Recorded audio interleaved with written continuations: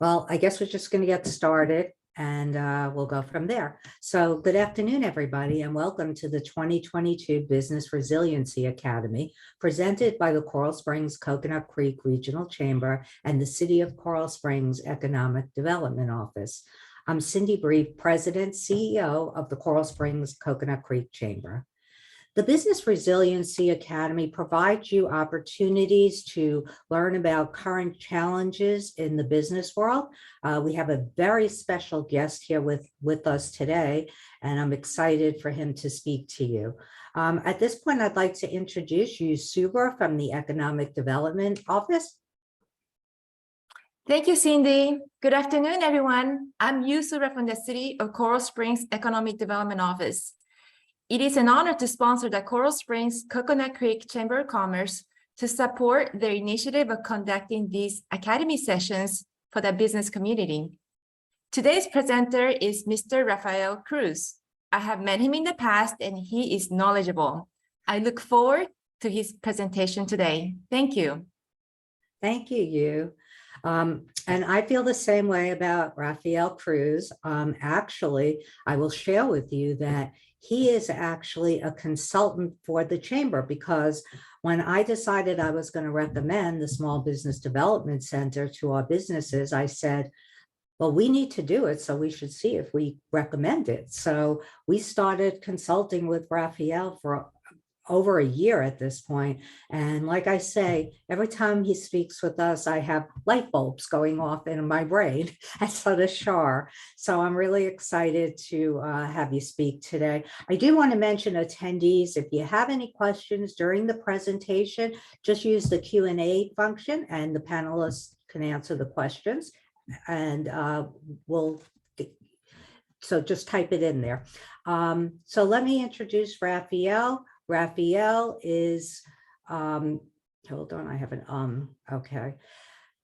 He's an executive consultant at the Small Business Development Center at FAU. Rafael is a certified business consultant specializing in economic and strategic community partnership in the economic development community. He is well known in both Broward and Palm Beach County. His broad background also encompasses a career in corporate leadership, finance, marketing and branding, and international business and the creative economy. So please, without further ado, welcome my friend, Rafael Cruz. All right, can everybody hear me? Good. Okay, so now just for the folks that are out there, okay, the participants, you can see me, but I can't see you, okay? So I can't see if you're smiling or frowning or anything like this, but I'm going to share my screen, okay? And let me know if you can see that. Cindy, can you see my screen there? It says disaster resiliency. Great, okay. And what I'd also like to do is, because this will help guide the conversation, right? If you can, in the chat, right, participants, just the type of business that you have, right? Is it manufacturing? Is it a service business? Things like that. So we get a feel. So as I go through the slides, I can lean it towards whichever businesses that we have there. Okay, so let me make sure that I can see that there and that we're good. All right. Okay, we have a service business. Yeah, we have one service business. That's good. Okay. And I'll get started, and as people fill those out. All right. Okay. So basically what we're going to talk about today is, what no one wants to talk about, right? We just got through a pandemic. Okay.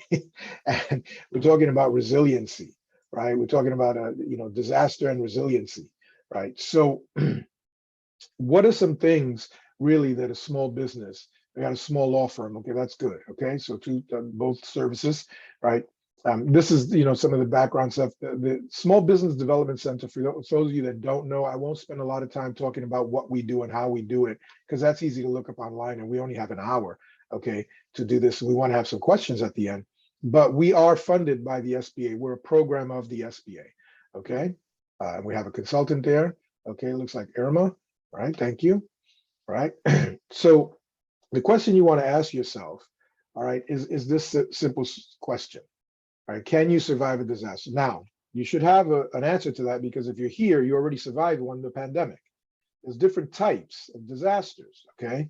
Now, we're going to focus on generally the ones that normally hit Florida, okay, and the ones that normally hit Florida businesses, all right? Now, pandemic hopefully is a once in a lifetime situation that we will and never, ever, ever go through again, hopefully. I wish that none of us have to go through that one again, all right? But when we talk about can your business survive a disaster, there's a couple of ways I want you to frame the thinking. What happens before, the during, and the after. The before, the during, and the after, okay? So if you had to think about it right now, and a category, 4 or 5 hurricane is passing right by, okay, where your office is. It's going to come right by us, right? It's going to be a direct hit. And if you've been here for Andrew or any of the major hurricanes, you know how much actual damage, physical damage can happen, right? So, oh wow, look at Irma just wrote a blog about Hurricane Andrew and how FPL prepared for that. It's interesting. I was on a panel about a month ago with the head of disaster preparedness for FPL for this region, right? And they prepare all year. What they said was interesting. They said, we don't have a hurricane season. We're planning for hurricanes all year round, right? Because they have to. That's their business, right? FPL is to keep the energy going. So that's one thing that we can learn from FPL is basically, how do you keep going, right? So continuity. There's a concept of sustainability, and I'm going to define that. Sustainability is not what people think. It's, oh, well, how do we sustain something? That's not sustainability. Sustainability is about how do we, the current generation, use limited resources so that the future generations have those resources. That's what sustainability is really about. How do we now use responsibly resources that are not unlimited so that future generations, our children and our grandchildren, have those resources? So water, petroleum, things like that, okay? Precious metals and things. How do we use those resources? So how do we make sure land is also a resource, okay? How do we make sure that we're using it conscientiously? That's sustainability, okay? Resilience, because we're gonna, throw that word around, you're gonna hear that word, okay? You wanna make sure that people are defining that word the way you understand the word. Resilience is bouncing back. How do you bounce back from something, all right? So in terms of physical, your physical body, right? You catch a cold, okay? How does it bounce back from that cold or heal itself from that cold? In a business, what are the processes that you have? What are the things in place, rules, regulations, processes, systems that you have in place to bounce back from a situation, okay? So there's sustainability, resiliency, and there's continuity. Continuities, how do you continue providing your services, okay, during perhaps, and especially right after any kind of event, all right? That's continuity. So I want you to think about those things as we have this conversation. You don't have to remember anything on these slides. These slides are just general information, but you should have a page in front of you with a pen where you start to jot down things that trigger in your mind. Oh, you know what? We need to do this, or we need to do that. That's the basis of your plan, okay? That's really what you want to do is to build your plan, right? Now, you see here, the SBDC, we help people work through this, but you can start it on your own. And if you need help, you can reach out to us, okay? And we can help you, make it a little bit more formal. But I don't recommend that you have a 50-page plan, because that doesn't help you, okay? A 1 to 2 page plan that everybody understands in the business, that's going to help a lot more than a 30, 40-page plan that nobody ever reads, okay? Now, this is just some information. Man-made disasters impact 10% of small businesses, with 30% of businesses affected by natural disasters, okay? And those are the ones we focus on mainly today. Man-made disasters really for South Florida, what you really have to be looking out for is cybersecurity issues, all right? People breaking into your data, all right? And believe it or not, it's issues with people, like the people that work for you making mistakes, like leaving their password out on a sticky note somewhere, and somebody finding that and using it and getting into your system. That's usually how they get in. They don't do some big, secret agent type entry into your thing. It's usually somebody opened up an email, a human, me, I opened up an email I shouldn't have opened up, because we don't have an opening email policy. Oh, if you don't recognize an email, this is what we do. We send it to IT, they look at it first, and then they let us know if we can open it. That simple policy will prevent a lot of this stuff from happening. If I don't know, and we have 10 people on the team, and half of them don't know, so we're all opening emails depending on what, oh, look, it's a cute little kitty cat, I'm going to open it. You open it, boom, there's a virus, and there you go. So something simple like that. All right. Now, what we always hoping never happens right here is a hurricane in Florida. But don't just think hurricane, okay? Because I read a lot of business plans. We at the SBDC, we read a lot of business plans, a lot of strategic plans. And if I read one and it doesn't have water mentioned somewhere in it, I send it back and I say, okay, you're definitely not done, and you're either not from Florida or you're not facing reality in Florida. Because we don't need a hurricane to have damage, water damage. You're gonna have heavy rain. We have tropical storms all the time. We have torrential downpours, especially in the rainy season, that only lasts from 3 o'clock to 4:30, but it could overwhelm, a system depending on where you are. So water damage is a very real thing. And with water damage comes the mold damage and all these kind of things. Like this is very costly to get remediated. So you want to think about these things, okay? The other thing is what it says down here, power outage, okay? Power outage is a big deal if it lasts more than a couple hours. Now, if you have a restaurant where you have food, okay, that's perishable, and you just went shopping for that food, right? You can lose $10,000 of food, all right, because of power outage, right?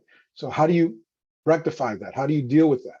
Okay, you don't see this as a disaster, but it depends on what side of it you're on. But a road construction, if the city or the county decides, you know what, we're going to beautify the road right in front of your office.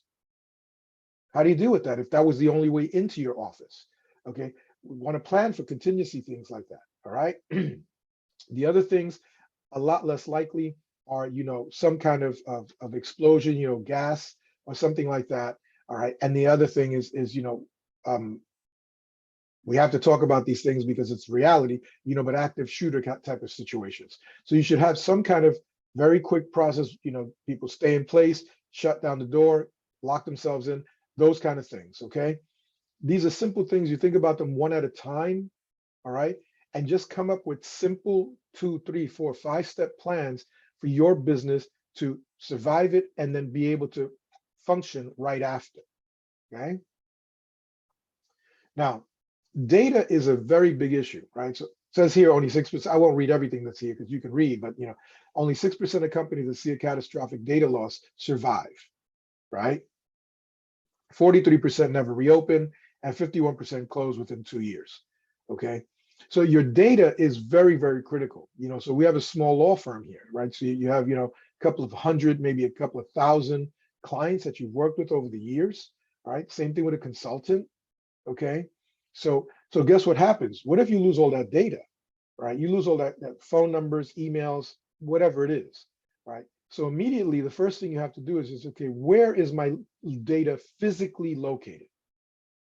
Where is your data physically located? So data, remember, we have the cloud, which is basically the internet, okay? And then you have what's on your computer, on your phone, on a physical unit that you have, right? If it's on a physical unit, a desktop computer or a laptop that's in your office, and water gets in the office and gets onto that computer, that's it, the data is gone there, right? So the most simple, most effective way to do it is to have a backup plan where your data is backed up, all right? Your data is backed up somewhere else that's secure and trusted. And usually you want to make sure that the physical location is out of state, because the last couple of hurricanes that we've had in Florida actually went through the whole state. So you never know, so if you're here in Broward and you say, well, my data center, their actual drives, okay, are up in Orlando. Well, a hurricane can be large enough that it hits us and them, right? And you want to make sure that where they keep the data is a secure location that is not prone to, or not in an area where tornadoes are going to hit it, hurricanes are going to hit it, those kind of things.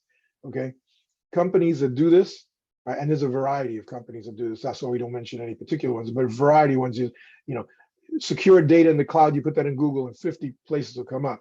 You can either call someone or look up on their website, and it tells you where they keep the stuff, how secure the stuff is, what are their encryption and all those kind of things like that. Now, you can do the daily backup, you can do the weekly backup, whatever you're most comfortable with.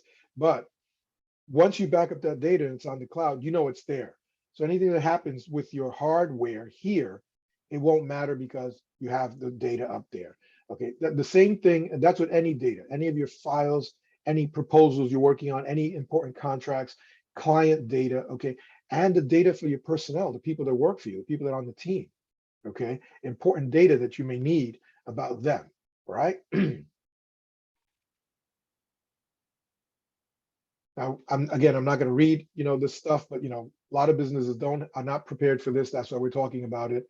Okay. Now, this is an important thing because besides the fact that having a continuity plan in place is just a good idea for you, right? The other thing is that this does give you a competitive advantage because there should always be, at least I believe, there should always be a business reason why you do things, okay?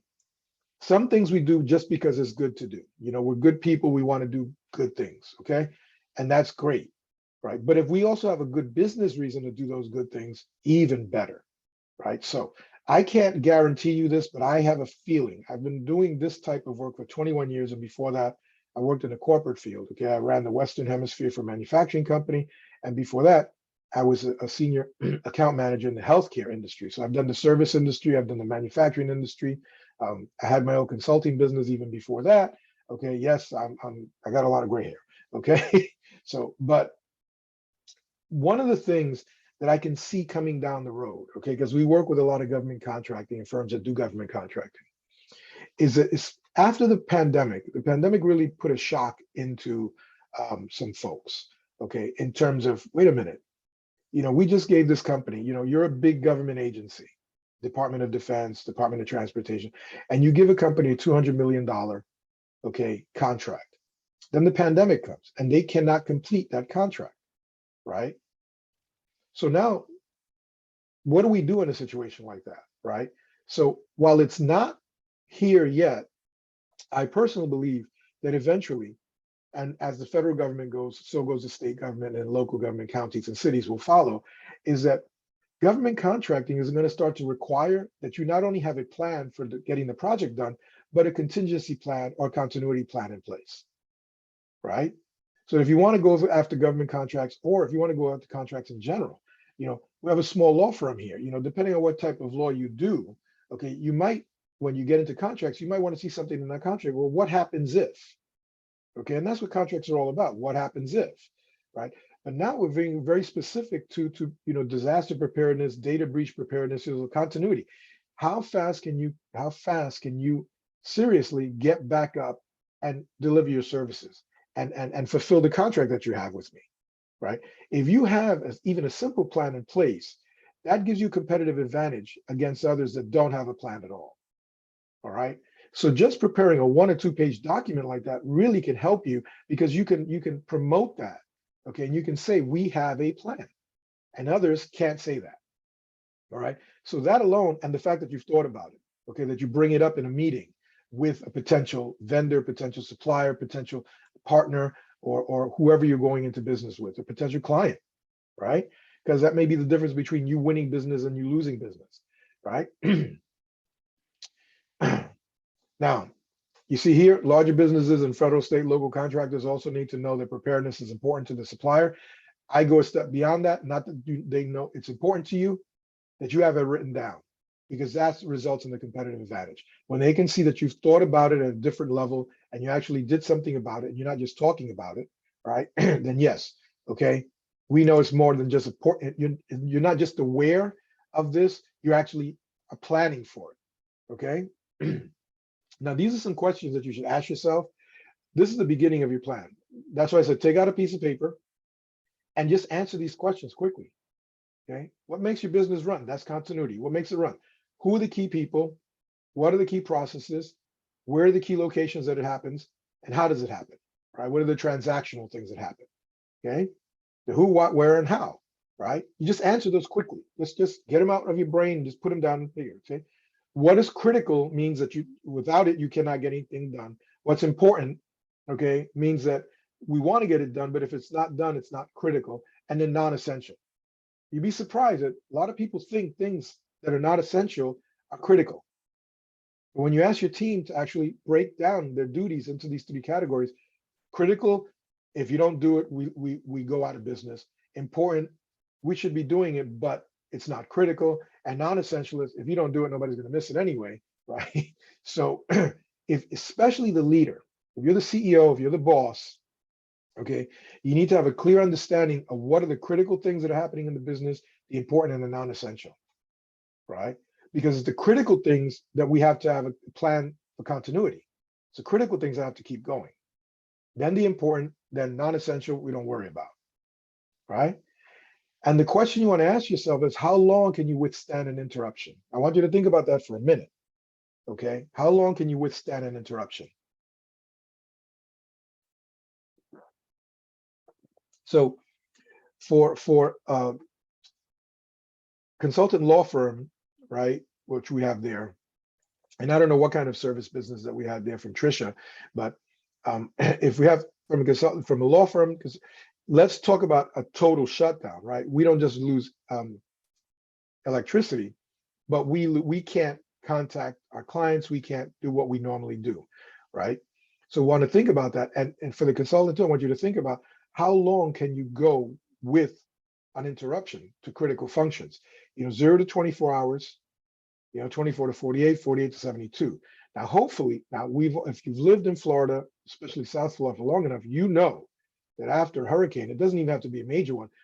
72 hours is hey, you can go without electricity for 72 hours easily.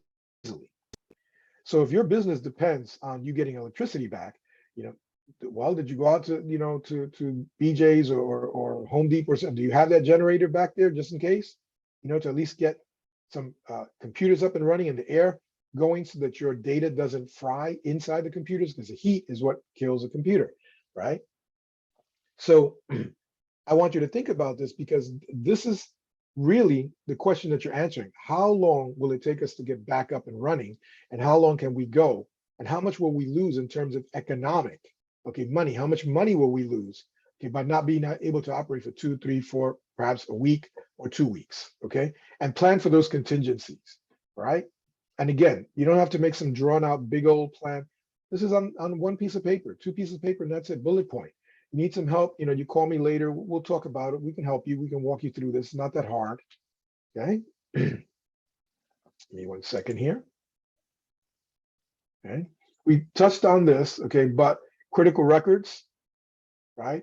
One of the things I want you to do is because we talked about backing up, storing a copy on site, storing copy off site, but one of the things that's a good idea to do, and you should do this annually, all right, is a video and some photographs of everything that's in your office. You just go around the office and take videos and photos. So you're here and you're just taking pictures. Take a video, and then you send that video to somebody. You can email it to yourself, and then you email it maybe to your insurance broker or to your lawyer or somebody like that, and they have it. So if you get a total, hurricane physical damage and you get wiped out, you show that video to somebody and it shows everything that was in your office. So when you make a claim to insurance, it's right there. And as you go making the video, there's my laptop that cost me $1,500 to buy. There's the external drive that cost me $1,000 to buy. Here's the special chair for my back that cost me $400 to buy. So you do a quick little video like that, and it really makes your insurance, agent's life a lot easier, and you're well prepared, and people can't say you're making things up. It's there, But mainly it's furniture, fixtures, equipment. This is important for the insurance, and it's important for the SBA. Because what happens is, this is what happened during the pandemic. And this is why, and the main rest of this conversation is going to be really talking about this, is during and after an event, the government gets into session, right? They start doing things. And in the case of the pandemic, see, the SBA doesn't loan directly to businesses. They give guarantees to banks. And then you go get a loan from the bank, and the bank has a guarantee from the SBA. And what that guarantee says is if, and I'm going to use you as an example, she goes in, she borrows $1 million, and she doesn't pay it back, So it's her evil twin sister, not her, right? She pays it back, but the evil twin sister doesn't pay it back, All right. What happens though is the SBA's guarantee says, you know what, the SBA will go after you, okay, and they'll pay back the bank. So the bank doesn't really lose anything. The SBA goes after them now. All right. So that's what that guarantee is, and that really helps banks because banks are prohibited from taking risky loans. So small businesses usually are more risky when.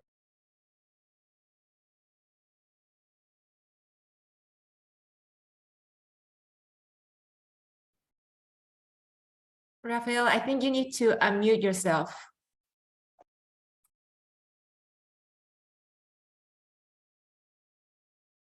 Raphael. Raphael, we cannot hear you. Sorry, but I don't know. I'm not There sure it is. how it became muted. Okay. What's the last thing that you heard? The SBA, that we should have all these items for the SBA Okay. because we're going to need them to file a claim. Right. So what happens is now the SBA, thank you. I'm not sure how that clicked off.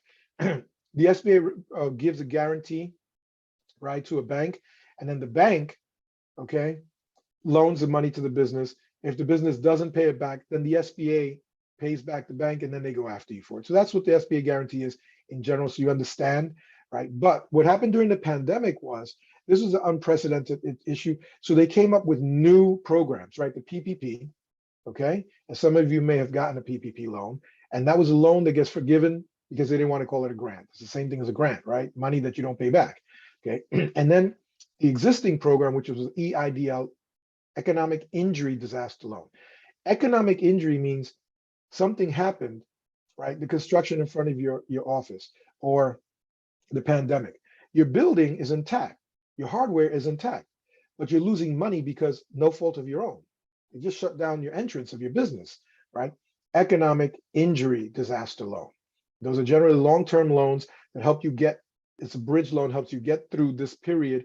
So to recover the losses. And then once you get rolling, then you start paying back. And because the long-term is usually a small payment, so it doesn't hit the bottom line, right? But the PPP, and then what's called the shuttered venue for the arts and things like that, these were new programs. And when they first came out, they weren't very clear. The banks were doing them differently. But this was the thing, and this is the point. Businesses that were prepared with their financial documents, with their tax returns and things like that, were able to access these programs a lot faster than other businesses that had to go milling around and they didn't know where these documents are, okay? So one of the things I want to stop here, and I don't want you to just think about critical documents. I want you to prepare a financial go pack, okay? Now, you can do this two ways. One could be an actual go pack that's physical that you have in the office, right, with printed out data. Now you can go down to any place that sells waterproof, okay, water. Now it's good to get these boxes. You can get these boxes. They're in yellow, orange, red, okay, and they're usually plastic boxes that seal up. And you get them. They're generally sold for the marine market. So you can go to a place like Bass Pro Shop or someplace like that where they sell things for boating or fishing, right? These boxes actually will float in the water. Okay, and they're absolutely waterproof once they're closed. And they're the size, you can get them in the size of a regular piece of paper, so you can print out things, important contracts, important documents, print out the copies, and put them in that box. And that box goes with you where you go. You're in the car, it's in the back of the car. You're in the office, it's in the office. That's your go box. That's, if anything happens, that's the box you need. You put that box down in front of somebody, you open it, and everything they ask you for, last 3-4 years of taxes, your year-to-date financials, okay, proof that you own the business, your pictures of your passport, pictures of your, okay, it's all in that little go box, right? Then you duplicate that go box electronically out in the cloud.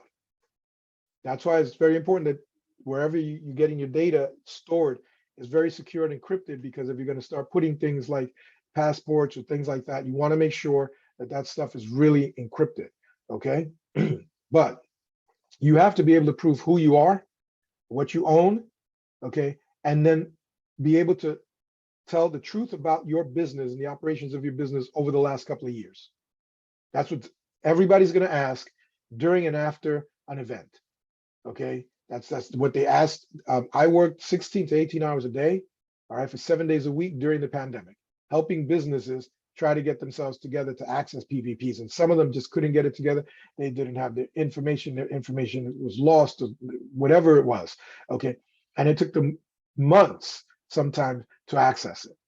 All right. Same thing when they went back for forgiveness. They didn't keep the record straight. Not keeping your record straight. Well, guess what?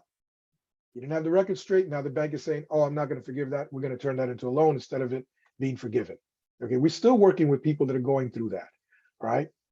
So having your financial documents in order, okay, the financial history, okay, of the business in order, okay, other things, right, that you may not consider critical records, but it really depends, okay, if you're a small business, and again, your service business, a law firm, and what I see up here, consultants, I'm working with those three right now, you might have manufacturing, whatever, but your website, all right, the way your website looks, the design, the content, okay, you want to make sure that's stored someplace that's outside of your office. Because if you get hit and it's stored on a computer or one that's local, your whole website can be just, erased, and then you have to start from scratch. So whoever your website host is, they should be doing a backup of your website somewhere safe. So something happens, you can just immediately go right to the backup that you did yesterday of your website. And all you did, today was put up some pictures of an event that you went to. You didn't lose much, right? But if you've been around for a long time and you have really nice, you use your website as a place to build community, you use your website where you have albums of events that you've had. The chamber, okay, would have something like this, where they will have various albums on their website of various events, maybe going back years, okay? Because again, the chamber brings people, is a convener of certain level of people, right? Well, if their website was gone and all those pictures are gone, you're talking about history, all right? And those things you can't duplicate. If those photographs are the only copies of them, you don't have them somewhere else, you can't duplicate them, right? So it's important to make sure that your website is backed up, right? So it's not just the data of your employees, your clients, okay, and your contracts and partners, your vendors and suppliers, but it's also things like your website, okay, and your social media. Wait a minute, we paid a designer to make our social media and our website and everything look the same. We want to make sure we don't have to redo that process. That's an expense that you don't need to go through if you save these things, if you back these things up. Now, I just talked about this, but all right, these are some simple ones. If you don't have an antivirus software, okay, and a firewall set up just for your computer and things like that, even if you're just working on a Microsoft computer, use the Microsoft firewall is generally pretty good, okay, but you can get other antivirus softwares, on a firewall. If you work in a bigger organization, they should have a firewall that prevents things from getting in, okay? Now, this is important. Have written established policies for handling and storing sensitive work-related information. Right? Now, you're a lawyer, a banker, okay? In law and in banking, you'll see this often. At the end of the day, okay, people leave their office, there's nothing on top of their desk, right? Usually, there's nothing inside because they don't leave important information out on the desk. I'm working on a case, I'm working on a loan, and everything about that person is right there open. So cleaning people can come and just take photographs and steal their identity, right? So a clean desk at the end of the day, is that the way that you do it? Passwords, how often are they replaced? Do we encrypt? Okay. When we're using, the little jump drives, right? These little things, right? Okay. Well, you can get ones now that have a terabyte or 500 gigabytes, and they're this big. 500 gigabytes is basically all your business's data. So I can walk in, put all your business data on this little thing and walk out, right? So do we have a policy where people can't use these unless it's been approved by us, the business? Or we give you the one that we want you to use, or guess what? You can't download information, and we make our IT people, if you do, it makes us aware that it's been downloaded from our servers. Okay, so what's your policy for handling and storing, sensitive information? All right. I don't get into politics. I'm not, very political. I'm very pragmatic. But we're having a big news cycle story about the handling of sensitive data. right, with the former administration, okay? And the understanding of how that data and how those materials should have been handled, right? So you want to make sure that you're not in that situation next year. Well, oh, I thought I could take this, or I thought I did, but no, it should be clearly written down, and everybody that comes on new and everybody every year, hey, this is the policy. It's simple. Data, this is where it goes, and this is where you put it. You take it from here and you put it back there. That's it. End of story. Nice and clean. Okay. Here's a little tip there. U.S. Computer Emergency Readiness Team. All right. I'll give you a minute to see that. All right. It's www.us-cert.gov/NCAS/tips. Right. And you can look these things up. Okay. That's not, all right. And again, 5 simple steps. I like to keep it easy and simple. Okay, easy and simple. All right. So you can see them up there. Document your damage, impact. Remember that I said to take the video before, right? You do the before video and then you do the after video, and you can see the difference. A video is a good way to tell a story, right? And if you have a list, a video with a list, okay, and then you go with your own list into the office after the hurricane, okay, and if the roof was blown off and things are damaged, you go list, yeah, that's gone, that's gone, that's gone. We still have this still works, this doesn't work, we need to throw that out. Bing, bang, boom. You sit down with your insurance broker, insurance agent, and guess what? That's a quick meeting. There's not a lot of discussion. Then it's just about, listen, you're going to cover this or not, okay? Because we've been paying you over the years, right? That's a whole other conversation, right? Okay.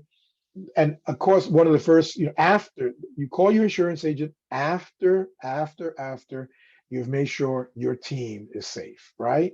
Now, you don't see it up here, but one of the key things that you should have in place is a call tree. This is the easiest way that I've found to do a call tree. You're the boss, you call 2 people.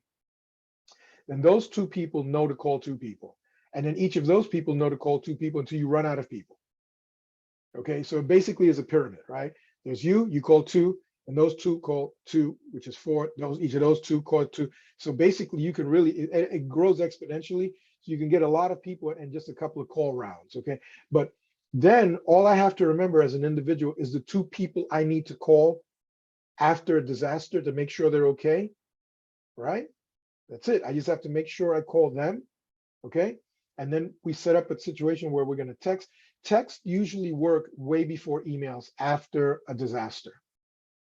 You usually can do a text before you can do an email or even a phone call, okay? Because the text is a very small bit of data that can get through, and sometimes a phone call and an email you may not be able to get through. So if you set up a group text, right, that you use in disasters, so everybody that works in the office is in that text block, right? And you can test it now when there's not a disaster. Boom. So this is our test for 2022, okay, for our preparedness test. You send it to everybody and they just reply back to you. Got it, got it, got it. And you know that everybody gets in there. So that way, when people make this text or this call, they can send back, I got in touch with you. I got in touch with Char. They're okay. That's it. And everybody sees it, and it's not long-winded. Oh my God, we're so happy you're fine. No, got in touch with Char, got in touch with you. They are okay. End of story. Or they need help. So you get down to literally the text that you want them to send. You don't want people thinking. People deal with these kind of events differently. And we all would like to think that we're going to be like the movie hero, right? And whatever happens, we're going to be really calm and collected. I can tell you from experience, that's not the case, okay? So what happens is you want to make it as easy as possible for your team members to communicate without them having to be creative, without them having, because they're going to be worried about their families first, and then they're going to be worried about the job and surrounding where they are, because the hurricane went right through their neighborhood. It could be devastating. Those of you that lived through Andrew, and other disasters, it's really a shocking thing what wind and rain can do to a neighborhood, right? So people come out and they're walking around like zombies. Okay, so you don't want them having to think about how to communicate and things like that. No, you have a script there. These are the 3-word things that we want you to send. There's also a strategy, right, that they use in survivalist training and things like that, and emergency rescue, right, which is 333. I won't go into the whole 333, but you tell your people that every 3 hours for 3 minutes, we're going to text each other, or we're going to try to call each other. So every 3 hours is 12, 3, 6, 9, 12, 3, 6, 9. So I know that at 12 o'clock, I'm going to try to call for 3 minutes, right? 3 hours, 3 minutes. I'm going to call for 3 minutes. And then I'll turn my phone off, because what you don't want to do is waste your battery. So by doing that, we all know we're going to try to contact each other at 12 o'clock. And then if that doesn't work for 3 minutes and I don't get anybody, then at 3 o'clock the next time for 3 minutes. And then the next time is 6 o'clock for 3 minutes. So you see how that's an easy 3, 3, 3, 3, 3, right? So just by keeping that simple, all I have to remember is 3. Okay, so after the fact, I'm trying to call you at 12 o'clock, trying to reach her on the phone or texting for 3 minutes. I'm going to do it for 3 minutes. And if not, then I'm going to turn off my phone. Why? So I can retain my battery. Because if I don't have a way of doing this, that's another thing. You can buy for your team, all right, these things, right? These are small portable chargers. You charge them, they can charge a phone and a laptop usually, okay, for several hours, right? So you have one of the things that all your team should be doing, and you should be doing, is charging your computer and your phone before the hurricane comes. And then shutting it down, and then doing something as simple as putting it in a plastic bag, a double Ziploc baggie. Now they have special bags that they sell for the marine industry, okay, and for scuba diving, where these things are absolutely waterproof. You know, they're a little bit more expensive than a Ziploc baggie, but sometimes they're worth it. You buy one that's the size of your phone, you put your phone in there, zip it up, and just keep that on you. So if you get wet, it's okay. You can be out there and the water's up to your waist, and your phone but your phone's in that bag in your pocket or in your purse or in your backpack or in your go bag. And guess what? It can get drenched. Take it out when it's dry, you pat it off, open the bag, and your phone is in there super dry. Okay. And then you have your backup battery. And now at least you can go a couple of days because you have the energy to keep your phone going. You have the energy if you need to get on your computer. With your phone, you can do most things, okay, because you don't need the computer, right? Then, if applicable, you want to file a tax extension if you need it, okay? Now, this is big. You know this happens in Florida, even when we're not in hurricane season. You always have to be looking out for contractor fraud, okay? You want to get your bathroom done in Florida, somebody's going to try to, scam you. So you're experts in that. I don't have to talk. This is for the folks that are new to Florida, okay? Okay. This is critically important though, right? One of the things that happened in the pandemic that really, really made a difference is, and one of the first things when I was working with businesses, communicate with your customers. Oh, but it's a pandemic. And no. Let them know you're still here. A lot of people thought that you went out of business just because they didn't hear from you. And they figured, they were hearing all over the news, thousands of businesses going out of businesses. They know you're a small business and they didn't hear from you for a month, 2 months. Guess what? Oh, they're out of business. They're not there anymore. No, you let your customers know that not only are you still in business, you're ready to help them get back into business, that you had a resiliency plan, you had a continuity plan, and that's why you're calling them 3, 4, 5 days a week before everybody else is calling them. And call them not to do business, but to find out how they are. Genuinely be concerned for your customers' welfare. Just call them and say, listen, Susan, John, how are you all doing? We made it through okay. We're just calling to find out if you're okay. Do you need anything from us? Oh, wow. Thank you so much. All right, Ron, Irma, Trisha, thank you so much. I really appreciate that. All right. Thank you for calling. If you need us, we're here. Okay. Wow, that was a rough one, but we got through. Right. And that's all you do. And you do that specifically, okay, with your top clients. All right. Because some of you may have, hundreds of clients, but the ones that you are dealing with now and that you have dealt with in the past and you have a long relationship with, make sure that you are communicating with them. And I like to say, that communication should be coming from the highest level possible in your organization. So if you're the boss, take the time to call. Once your family is settled, once your team is settled and everybody's safe, and then you start reaching out to your customers. Okay. One of the problems with businesses sometimes, and I don't like this, is people say, is business is not personal. It's always personal. It involves humans. I had a mentor and she told me, she was very wise, and she said, it's always personal because chairs and computers don't have feelings and kids. When you fire people, it's not just business, it's about their families. Okay. So it's about the human side of it. All right. So it's always about the people. So we spent a little bit more time on that. Okay. Now this is just a quick thing. Florida has a bridge loan. Okay. And when a disaster comes, the bridge loan is opened up, and all you have to do is put Florida bridge loan in Google and you'll find it. Okay. But that's the website in the bottom. It's not open now, so don't go to that website. It's only open, and you'll hear about it through the chamber. Will be the ones that let you know about that. Okay. Because they're leaders in that area. Okay, your chamber, and I'm not blowing smoke because I'm doing this for the chamber. I work with a lot of chambers. I can tell you they're not all the same. Not all cities are the same. Okay, I do a lot of this work. Okay, and your city, all right, is actually committed to small business success. Some cities say that, but don't actually get involved in doing it. Okay, and your chamber is a well-run chamber. The people that are running it know what they're doing. They've been around for a long time, okay? And they're consistently talking about what's in the best interest of our members and our city partners. That's basically what they talk about. That's basically what the strategy is about, okay? They said that we work together. Otherwise, I would not have said that, because we work confidentially, okay?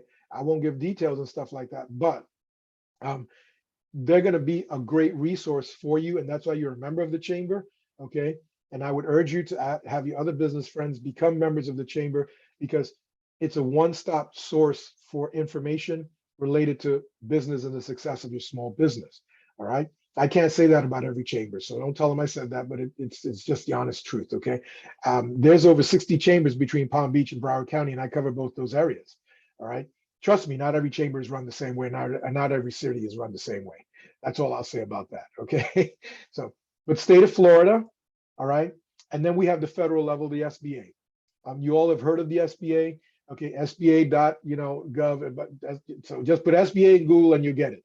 SBA disaster loans and you'll get it. Or you call the chamber, you call Raphael, you'll find these kind of information you will be able to find. So don't worry about it because it's out there. And that information is going to be getting pushed at you every way that you can.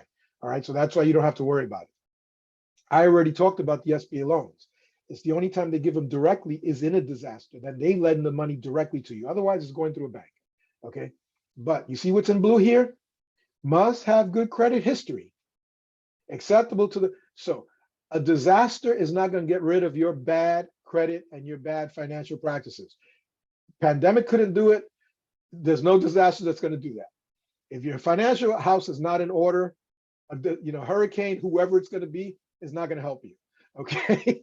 So, and that's the way it should be, because, the government has a fiduciary responsibility to tax dollars, and we should not be giving it to irresponsible business owners. That's just the way it is. Okay. You as a business owner don't want that happening. That loan should go to you. It should not be going to an irresponsible business owner that's going to waste it. Okay. It should be going to you, not them. All right. So we take that very seriously on our end, right? Physical disaster I talked about, and economic injury I talked about, okay? And this is the SBA is up to 2 million. Last time we checked, is up to 2. Actually, the economic injury was actually increased a little bit during pandemic, all right? So they changed these during this disaster. So it depends on what the disaster, this is the basic information, okay? You don't need to remember this, you just need to know it exists, okay? Very easy, right? Take a picture of this, okay? Florida SBDC, you Google us. Florida Bridge Loan, you Google that. And the damage assessment survey, that's something that helps Florida after an impact, because that way they can tell the federal government, this is how much damage that we've had, because small businesses fill out the survey. It goes up to the state. Now, your chamber, trust me, they're going to send this to you. They're going to text it or email to you. Your city, you will be sending this to you, because they are on teams. Okay, they sit on teams and committees that they get activated. So does the SBDC. It's called SERT, State Emergency Response Team, Section 18. Has to do with small business. Everybody that's on this call, okay, that convened this meeting, all of us get activated under CERT 18. What that means is that state and federal government sends us the information, and that's our job to make sure you get the information. That's why it's important for you to make sure that the chamber and the city has your most up-to-date communication information, so they can text you, email, or call you and let you know when these things open up and when you can go. Your job is to be prepared. So when it opens up, you can just click in there and fill out the forms. And there you go. You're in the queue. One of the biggest problems that happened with the pandemic was the systems that were in place for regional disasters, not national disaster. So what happened was the queue became overwhelmed. It became overwhelmed. You want to be ready for that. If they ask you to re-input your data, you're good because you have it in your go bag. Okay, you don't have to recompile it. No, you are ready. Okay, so disaster loans, disasterloan.sba.gov. Okay, so there you go. Now, I wanted to open up for any specific questions or anything like that. Now, if you want some more information, again, your first line of defense is your city and your chamber. And then that website right there, sba.fau.gov. That's us. Okay. That's, so you go in, and if you want one-on-one consulting with one of our experts, okay, you go in there, you click that, and it has a little button there, click for consulting. They'll ask you to fill out some information. All right. And then depending on what you ask for, we send you to one of those. If you want to work specifically with me or something like that, then send me an email. Okay. Right. And I'll put my email in the chat. Now, I'm not bragging, but this is just the way it is. Okay. There's no way to say this without it sounding like you're bragging, right? But a lot of people want to meet with me. So it takes a while to meet with me, basically. Okay. It's not that I'm more special than anybody. It's just I'm pretty well known. And me and my associate that I work with as a team, George Gatson, we're very well known in the community. So what happens is we're booked out, a month or two in advance. So if you want to work with us, it might take some time, in other words. Okay. So that's all I'm saying. All right. But we have a team of great consultants. So, we'll put you with somebody. Don't worry about that. We'll get you with somebody. Now, let me stop sharing this. Okay. There we go. Now, all right. So we can open it up to questions if people have questions. Okay. Thank you. Raphael, I wanted to know if we can share your presentation with the people that were here today. What I'll do is instead of, you know what? Yeah, let me send that to you. I'll PDF it and send it to you so you can send it as a PDF, because there's nothing that's proprietary on there. Now, the only thing is the websites sometimes change a little bit, okay, because agencies will change this or they'll change that, but so that's the only thing.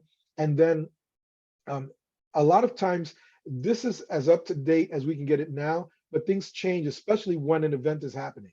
All right, so if a hurricane is happening, things might change. That's the only thing I say about that, right? But I'll send it to you right after we're done, right?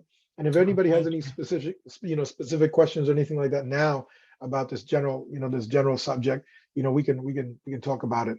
Okay, so I'm here for you.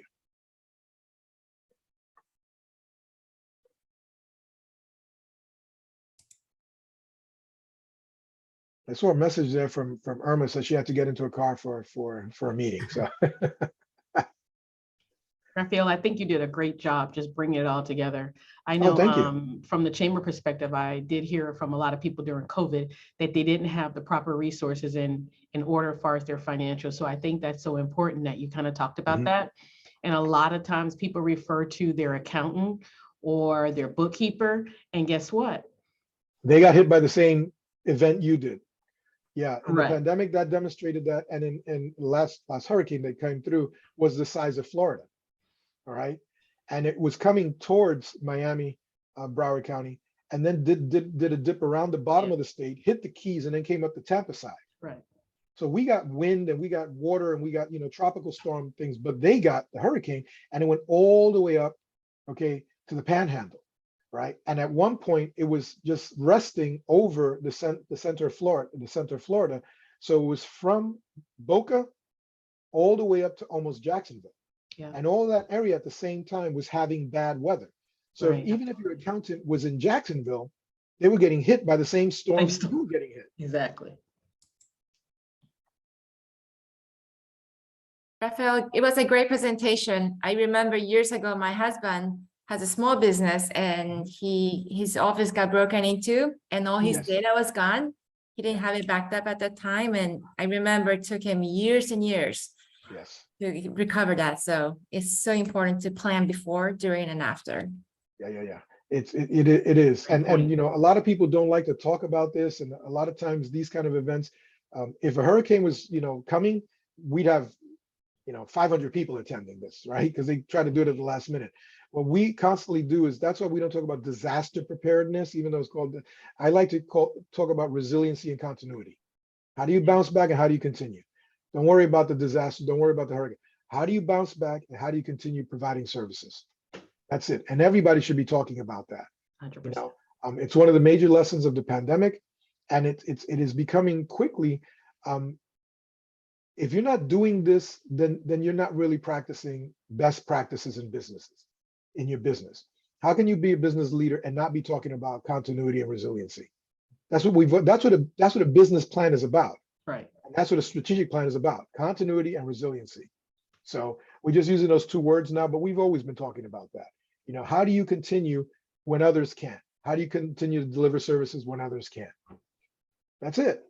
Yeah. Right. So Well, thank you, Raphael. You were everything I said you were, and we really Always. appreciate you. And I think that's great information that we can use to share with our members as well.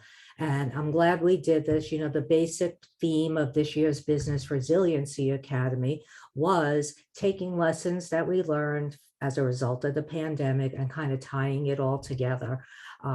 You know, so we all learned a lot from the pandemic. And I think taking what we learned and putting that together, and you had the perfect wrap up to end the series. So I want to thank you so much, Raphael. And you, Subra, thank you so much. And to the Economic Development Office, we appreciate you sponsoring and supporting this Business Academy, and look forward to next year. thank you very much. I appreciate it. It's always a pleasure. Always a pleasure. Have a great afternoon, everybody. We got a Thank nice you. comment here. Hold on. Extremely useful presentation. As a veteran, really consistent with military best practices and You know, okay there. All right, Great Marcus. Thank you for your presentation service, from and you let Ron. our secrets out there. And if somebody want a copy of the recorded video, and I believe we can do that. Yeah. Just We can. email us, okay? All right. Thanks so much. Thank you guys. Have a great one. day. Thank you, everybody. Thank you. Bye-bye. Bye-bye.